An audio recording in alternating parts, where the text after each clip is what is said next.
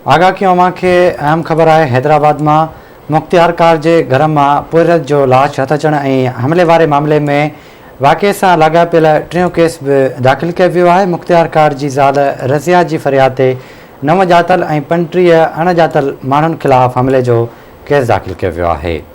Breaking news है असां share कंदा। मुख्तियार कार की ज़ाल नओं मौक़िफ़ इख्तियार करे वरितो आहे। प्लाट ते कब्जे सबब सूमरा बिरादरी मुंहिंजे मुड़ुस ऐं ॾेर ते हमलो कयो आहे।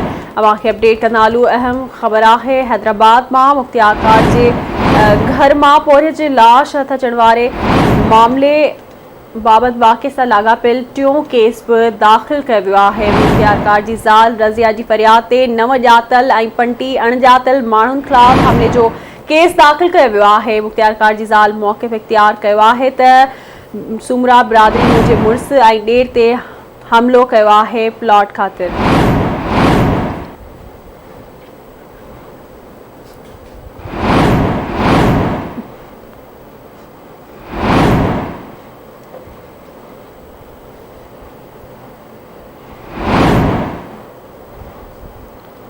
आगाह क्यों पिया हैदराबाद में मुख्तियार कार के घर में पुरत जो लाश हथ अचण ऐं हमले वारे मामले में वाक़े से लाॻापियल टियों केस भी दाख़िल किया वियो आहे। मुख्तियार कार की ज़ाल रज़िया की फरियाद ते 9 ॼातल ऐं 35 अणॼातल माण्हुनि ख़िलाफ़ हमले जो केस दाख़िल किया वियो आहे।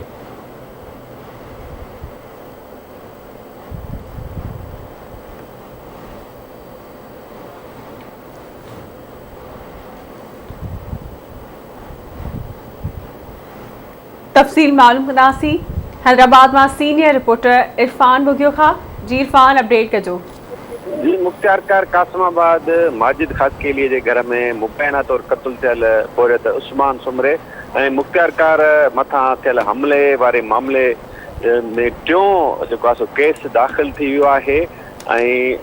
मुख्तियार कार कासमाबाद माजिद खासकेली की घरवारी रज़िया की फरियाद ते कासमाबाद थाने ते सुमरा बिरादरी के 44 ॼणनि मथा केस दाख़िल किया वियो आहे, जंहिंमें 9 ॼणा ॼातल ऐं 35 ॼणा अणॼातल माण्हू शामिल किया विया आहिनि, जंहिंमें हुन मौक़िफ़ इख्तियार कयो आहे त इन सुमरा बिरादरी जे माण्हुनि संदसि घर वारे माजिद खासकेली ऐं संदसि ॾेर मथां हमलो करे मथां तशद्दुद कयो ऐं हुन जेको आहे सो सबबु ॼाणायो आहे प्लाट ते कब्ज़े वारो।